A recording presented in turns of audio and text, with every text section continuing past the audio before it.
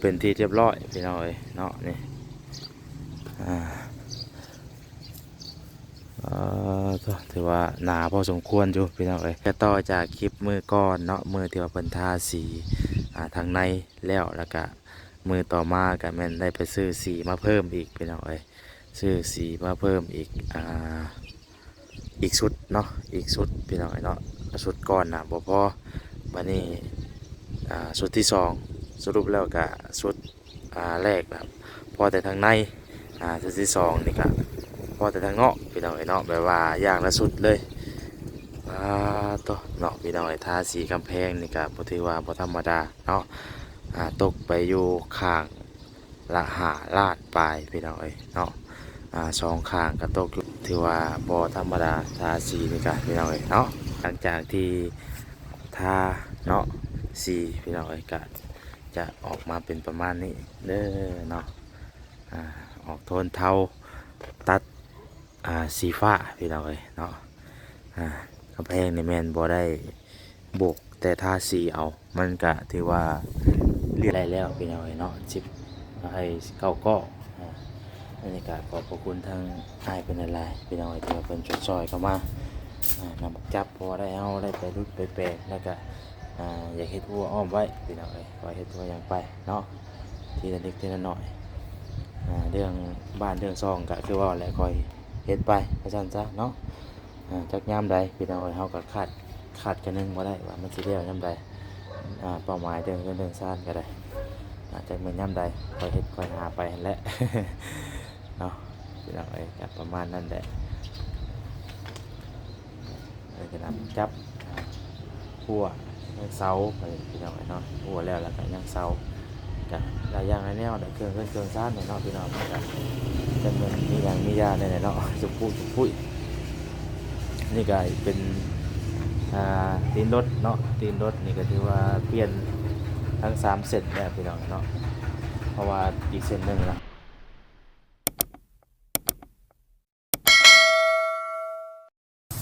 เป็นทาสีมันอยากเปลืองสีในจังหน่อยเนาะโดยมันอยากเปลืองสีในจังหน่อยเพราะว่ามันเป็นทำบริบูรณ์มันโดดมันเกินไปน้ำบ่พืชมันบ่เรียบเนาะแต่ว่าเขาเช้าคุณพ่อมัดไปที่บ่เนี่ยเพราะว่าสีมันก็สิทนกว่าเฮาโบกมันบ่เพราะว่าสีมันเกาะหลายเนาะเกาะหลายแล้วมันเข่าหลายเปลืองแต่ว่าสีเปลืองแน่ทางนึงนี่จักว่าสิพอแต่ทางในบ่จักกันนี่โอ้ได้อยู่2 ห้องโอ้บ่พอเด้นี่เนาะสีก็บ่ห้องพื้นอีกทางนึงแล้วก็สีนี่อีกทางนึงบ่สีฟ้าทางนึงทางน้อยนึงเนาะสีฟ้าทางน้อยนึงแล้วก็กับสีตัวนี้อีกทางนึงก็สีห้องพื้นทางนึงพอทางในเฮือนก็ยังบ่ได้ทาเนาะถือว่าเปลืองเติบอยู่เนาะเพราะว่ามันเป็นสีที่แบบว่าเวลาเฮาทาน่ะมันกลืนได้ไปหน่อยมันกลืนแล้วก็มันเข้าไปทางในอ่ะนะเพราะว่าบ่ได้โบกเนาะงามเลยงามอยู่นี้แม่นมีเงินมีคำก่อเรื่องกับชีวิตไปที่มันก็ง่ายไปอีกแบบนึงเนาะเพราะว่าเพิ่นมาเบิ่งก็ว่ามันทนกว่าฉาบไปที่มันจะบ่คั่วเนาะคั่วเลยแบบนี่เลยเข่าคนอื่นเขาเลยเด้เวลาฝนตกนี่มันก็น้ำไหลผ่านไปเรื่อยๆนี่น่ะโอ้ยในคันชมลำด้วยนี่ในชมลำยังไงครับนี่มันคือเกลืองเด้อย่างพอเนาะถ้าเฮาฉาบนี่ชมลำนี่3 ลำแม่นไล่เด้บ่คือกันว่าบ่คือเอาท่าแบบมันแบบโบกเนาะต่างแต่ว่าจะเปลืองสีแบบนี้เนี่ยได้อยู่แต่ว่าเปลืองสีเนาะพาไปกินข้าวป่ะกินข้าวก่อนแม่นุ่นเพิ่นสิแต่งข้าวชวนเพิ่นรุดเลินนะแล้วก็ไปกินข้าวแล้วก็จังท่าใหม่พอเรายังคุดพังรักกันนั่นอยู่ ไปกินข้าวก่อนประมาณนี้พี่น้องเอ้ยเนาะพอดีอัปเดตกำแพงให้เบิ่งเลยมาแต่รุดป่าดูเลินใหม่ ตัวคักแรกวันนี้ข้างนอกยังไม่ต้องอยู่ดีเลย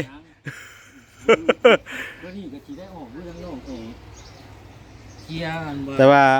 ว่าก็คันว่ามันสิเบิดก็แม่นโจ้ก่อนแหละเพราะว่าคันมันบ่พอนะเพราะว่าถ้าชำ ถ้าทำบัตรทำได้ ซ้ำๆตามที่สีมีก่อนก็ได้ อ๋อชีขาวยังได้อยู่ครับยังมีทางน้อยอีกทางนึ โด ง ยเพราะทางในนี่ถือว่าแล้วพี่น้องเนาะมีแต่ทางนอก ห้องเดียวนั่นก็แล้ว ทางในถือว่าโอเคได้นี่ทางอ๋อตัวเพราะว่าหนึ่งมาเนี่ยมันบ่คือเอาท่าเฮือนเนาะท่าเฮือนมันเป็นแบบมันเป็นว่างมันเป็นว่างมงกบเนาะ งับไปที่ถ้ามันแก่มันสิคั่วไปเลย เออ บ่คือแบบที่มันสิมันไปเลย อืม บ่ไงคือบ่มีคั่วเลยนะ อืม กินเอาไปเลย โอ้คักพี่น้องเอ้ย เนี่ยทำเอาท่าอยู่บ่มันสิไปไปที่เลยทำว่าเพื่อนมันเนี่ยมันหยัง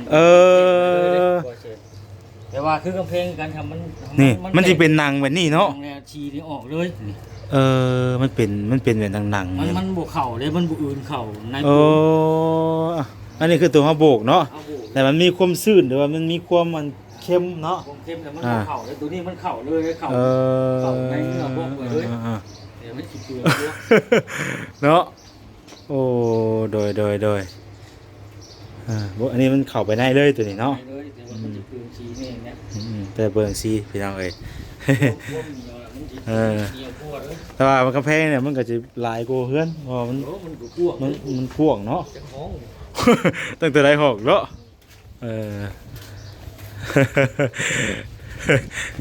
ไอ้บรรท่าสีกระแพงแบบบ่ได้โบกด้วยนะ มันบ่ลอกแล้ว นี่ หมอ เออไปชาเพราะว่าผมมาเบิ่งมันมันกลัวเลย มันบ่ลอก บ่รอดเล เลย ยคือเฮาโบก มันมีตัวเกาะเนาะ มันบ่ ว่า มัน ไง ซึ คือ มเข้าใน มันซึมเข้าไปเหนียวเลยมัน อืม เลย บ่ลอก นี่แต่ว่าคันว่าเฮาก่อให้มันไล่แล้วก็ การโฆษณาอะไรกัน กล้าบนนั้นเอาโกได้เนาะเอาดีให้มันเพียงด้วย ให้มันงามด้วยนะเนาะ ทาเลยเดี๋ยวนะ เออ เหนียวปวด มันสิติดดีกว่าเฮาทาสีงั้น แต่ว่ากับเปลืองสีอีกนะเปลืองสีว้าสีทางนึงนี่บ่อยากโพ เราอยากให้มันเข่านี่มันได้ เออ แต่ว่า ทาหนาไว้ เออ ทาบาง ก็ ก็ ง่าย ได้ มันช้ำได้แล้วช้ำบุกแล้วนี่ ชำโบกด้วยเนี่ย ห้องพื้นกับพดทางขึ้นเลย หนาได้นี่ที่ว่าหนาได้หนา ทาบางมันก็ขี้ร้าย เออ คุ้ม แม่นอันนี้มันถือว่าหนาเติบโยนนี่ ก็ง่ายจำถึงน้องบุกพุ่นแล้วทางใหญ่พุ่นทางนึงห้องพื้น เนาะกินข้าวก่อนวันนี้เนาะโดย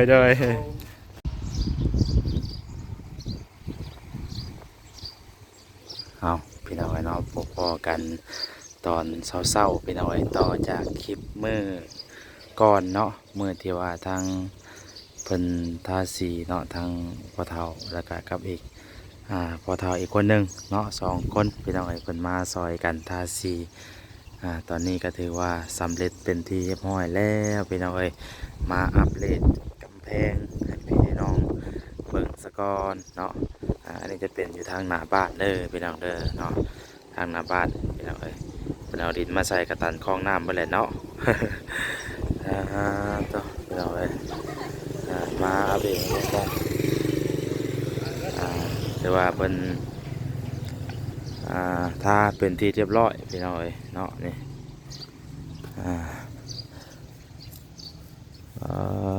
ถือว่าหนาพอสมควรอยู่พี่น้องเอ้ยเพราะว่ามันเฮาบ่ได้โบกเนาะเฮาบ่ได้โบกแต่วันนี้เวลาเฮาทาสีแต่มันก็เลยดูดซึมเข้าไปแล้วก็เฮ็ดให้เปลืองสีได้จังหน่อยพี่น้องเอ้ยอันนี้ก็ต่อจากคลิปมือก่อนเนาะมือที่ว่าเพิ่นทาสีทางในแล้วก็มือต่อมาก็แม่นได้ไปซื้อสีมาเพิ่มอีกพี่น้องเอ้ยซื้อสีมาเพิ่มอีกชุดเนาะอีกชุดพี่น้องเอ้ยเนาะชุดก่อนบ่พอบัดนี้ชุดที่2สรุปแล้วก็ชุดแรกแบบพอแต่ทางในชุดที่2นี่ก็พอแต่ทางนอกพี่น้องเอ้ยเนาะแบบว่าอย่างละชุดเลยต่อเนาะพี่น้องไอ้ทาสีกำแพงนี่ก็บ่ถือว่าบ่ธรรมดาเนาะตกไปอยู่ข้างละ5 ล้านปลายพี่น้องเอ้ยเนาะ2 ข้างก็ตกอยู่10 กว่าล้านเด้อพี่น้องเด้อถือว่าบ่ธรรมดาทาสีนี่ก็พี่น้องเอ้ยเนาะก็จะเป็นเทิงหัวเฮือนเนาะก็จะมี รถเที่ยวไปมาอยู่พี่น้องเอ้ยเดี๋ยวเอาในทางบ่แซนก็สิอัปเดตกำแพงให้ทางพ่อแม่พี่น้องเบิ่งแล้วก็ทางบ่ฮักไม่ฮักเบิ่งพี่น้องเอ้ยเนาะว่าเป็นจังใดก็ประมาณนี้หลังจากที่ทาเนาะสีพี่น้องเอ้ยก็จะออกมาเป็นประมาณนี้เด้อเนาะออกโทนเทาตัดสีฟ้าพี่น้องเอ้ยเนาะกำแพงในแมนบ่ได้โบกแต่ทาสีเอามันก็ถือว่าเรียบพี่น้องเอ้ยเนาะนี่เวลาทาสีเข้าไปเนี่ยสาเหตุที่มันเปลืองสีนี่มันเป็นจังซี่พี่น้องเอ้ยเนาะนี่เวลาเพิ่นทาเข้าไปปุ๊บแล้วมันจะแล่นเข้าไปตามร่องบล็อกแล้วมันบ่สามารถแบบว่ากิ่งถ้าตัวอื่นไปนำได้อีกเสียนะเนาะเวลาเอาท่าเนี่ยมันก็สิอยู่ในนี่รถเสียนะพี่น้อง เนาะแต่ว่าสีนี่เนี่ยเป็นสีดีพี่น้องเนาะสีแต่ว่าสีคุณภาพพอสมควรเนาะเพราะว่าก็ระยะเวลาเพิ่นกำหนดให้ก็คือ5 ปีถึง10 ปีเนาะนี่พี่น้องถือว่าเป็นท่าออกมาได้งามพอสมควรอยู่เนาะ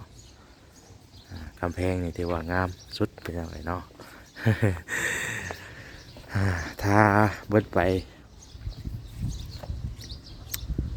ให้กำแพงนี่ก็บ่ได้ธรรมดาไปพี่น้องเนาะตั้งแต่เริ่มเฮ็ดนี่ก็เฉพาะกำแพงนี่ก็เบิด20 ปลายล้านเนาะเฉพาะก็ว่ายังนะพี่น้องเบิด20 ปลายล้านตั้งแต่เริ่มเฮ็ดเนาะก็ถือว่ากับทางเมตู้อนุ่นนั่นแหละพี่น้องเฮ็ดเนาะได้ฝากเงินประคำมาให้ได้กำแพงแล้วก็ตูมทั้งที่พุงเทพื้นทั้งในน้ำแดงแหละพี่น้องเอาไว้ป้าโตเนาะก็ถือว่าทางแม่เป็นหักเป็นแพงเนาะเป็นจังได้เฮ็ดได้ให้ขนาดนี้พี่น้องอยากให้ได้กำแพงสะดวกสบายโอ้เตะเด็กเลยประมาณนี้พี่น้องเนาะอันนี้ก็จะเป็นเทิงหัวเฮือนของพ่อแซนพี่น้องตอนก็จะมาประมาณนี้เนาะสีในกระทาเป็นที่เรียบร้อยแล้วยาวเลยพี่น้องเนาะมันยาวก่อนสิเปลือกสีมันก็ไหลห่องพร้อมในเนาะข้างนี้ประมาณนี้มันจะมีลักไปตัดตัวสุดใส่กับขวานขาแต่ว่าผมทาเป็นสำเร็จแล้วเนาะขัดงามพี่น้องทางว่าแซงก็ถือว่าภูมิใจสุดแหละที่ว่าทางไม่หักเป็นซอยเข้ามาเรื่องทาสีแต่ก็กระพุ้งกำแพงสีในบ้านในเรือนทุกอย่างนี่พี่น้องเนาะถือว่าทางแม่ตู้อนุนหรือว่าทางแม่หักเบิดเลยพี่น้องเนาะถือว่าได้สอบแซมหรือว่าเพิ่มเติมต่อเติมเนาะพี่น้องก็ขอขอบคุณทางแม่หักหลายๆเด้อเนาะขอให้แม่เพิ่นอยู่ดีมีแห้งสุขภาพร่างกายแข็งแรงพี่น้องก็ดีมุกดีใจทางบ่แซนกะเนาะก็มาอัปเดตให้เบิ่งเนาะมื้อนี้ก็พี่น้องก็บ่มีหยังรอบตอนเช้าๆยังบ่ทันได้ออกไปเวียกอยู่พี่น้องเนาะก็เลยมาอัปเดตกำแพงให้พี่น้องเบิ่งเนาะถึงหัวเฮือนพี่น้องก็ถือว่าเพิ่นทาเป็นที่เรียบร้อยแล้วเนาะก็งอแต่ยามขี้ตมมาแล้วเนาะยามขี้ตมนี่บ่ว่ามันสิออกมาเป็นจังไดได้พี่น้องเพราะว่ามันเป็นเส้นทางเนาะบางทีรถจักรรถไถเที่ยวไปเที่ยวมาทางพว่าเป็นมาทางไรอย่างนี้เนาะ บางทีรถจักรรถไถเนาะเที่ยวไปเที่ยวมากะมันโมเมนทางยากพี่น้องเนาะมันก็มันโมเมนทางที่แบบว่าเขาเทพื้นสินะมันก็อาจจะพุ่งใส่อยู่พี่น้องเนาะแต่ก็มีความเสี่ยงในตัวนี้แหละพี่น้องเรื่องกำแพงก็เวลาฝนตกหรือว่ายามฟ้ายามฝนหรือว่าขี้ตมขี้ฟงเนาะก็อาจจะพุ่งใส่อยู่พี่น้องเนาะแต่ก็ต้องทำใจแล้วตัวนี้พี่น้องประมาณนี้เด้อพี่น้องเด้อเนาะ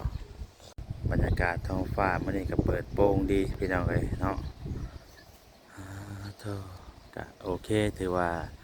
สำเร็จไปเนาะพี่น้องเนาะเรื่องกำแพงบัดนี้ทาชมทาสีเป็นที่เรียบร้อยแล้วพี่น้องเอ้ยเนาะโอ้ทาง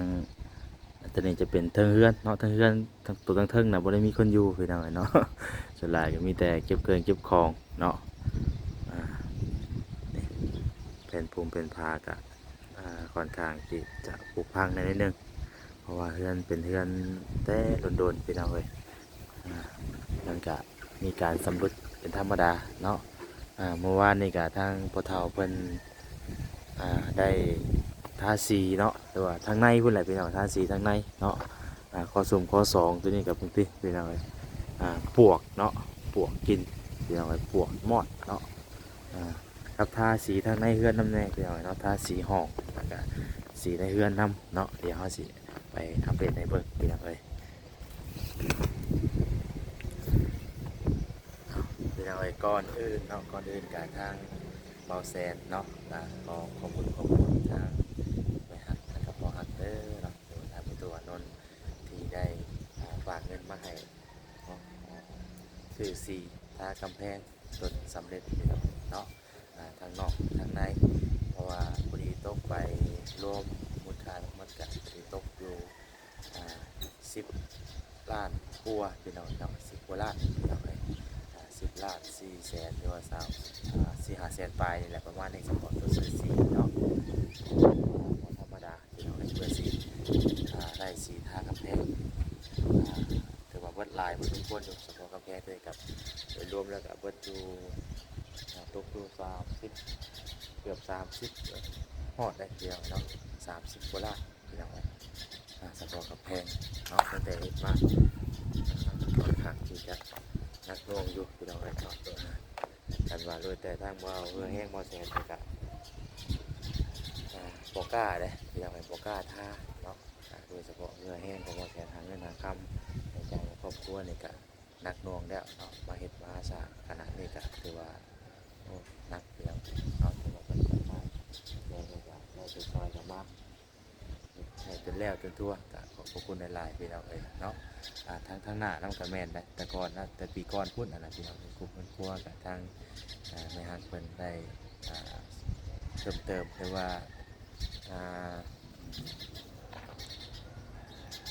ซ่อมแซมหรือว่าตัวเติมให้เนาะขอขอบคุณทางแม่หลายๆเด้อเนาะขอให้แม่สุขภาพร่างกายแข็งแรงมีอายุยืนยาวเนาะอายุมันควรยืนอยู่ดีมีแรงทั้งครอบทั้งครัวได้แม่เด้อเนาะที่ว่าสอนลูกสอนเต้ามาก็ขอให้แม่ได้บุญหลายๆเนาะขอให้คุณตาคุณเจ้าคุ้มครองให้มีแรงปกปักรักษาเด้อเนาะไปแต่เดียวทั้งหมดแสนสิเข้าไปเบิ่งข้างในเรือนอีกนิดนึงเนาะอันนี้ก็จะเป็นนาหมักจับพี่น้องเลยเนาะ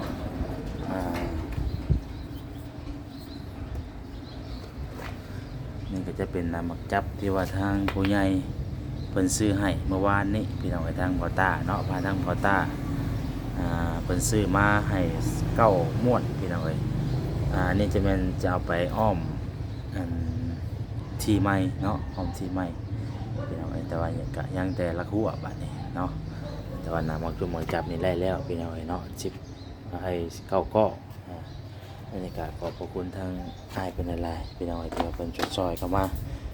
นำจับพอได้เอาได้ไปรุดไปแปลงแล้วก็อยากเฮ็ดวัวอ้อมไว้พี่น้องไอ้คอยเฮ็ดวัวอย่างไปเนาะทีละนิดทีละหน่อยเรื่องบ้านเรื่องซองก็คือว่าแหละคอยเฮ็ดไปอาจารย์ซะเนาะจักยามใดพี่น้องไอ้เฮาก็คาดกันนึงบ่ได้ว่ามันสิเลี้ยวยามใดเป้าหมายเรื่องซ่านก็ได้จากมือยามใดคอยเฮ็ดคอยหาไปหั่นแหละ เนาะพี่น้องเอ้ยประมาณนั้นแหละเลยจะนำจับหัวเสาไปพี่น้องเอ้ยเนาะหัวแล้วก็ยังเสากับหลายอย่างหลายแนวเครื่องซ่านเนี่ยเนาะพี่น้องกันจำนวนมีอย่างมียาเนี่ยเนาะสุปุ้ยนี่ก็เป็น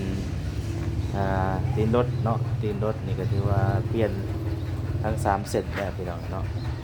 เพราะว่าอีกเส้นหนึ่งเขายางอะไรใช่เลยเรื่องแล้วก็มันก็ยังดีอยู่นะเปลี่ยนมาได้พี่น้อง ซอดมันบางแห้งอยู่ดีพี่น้องเอ้ย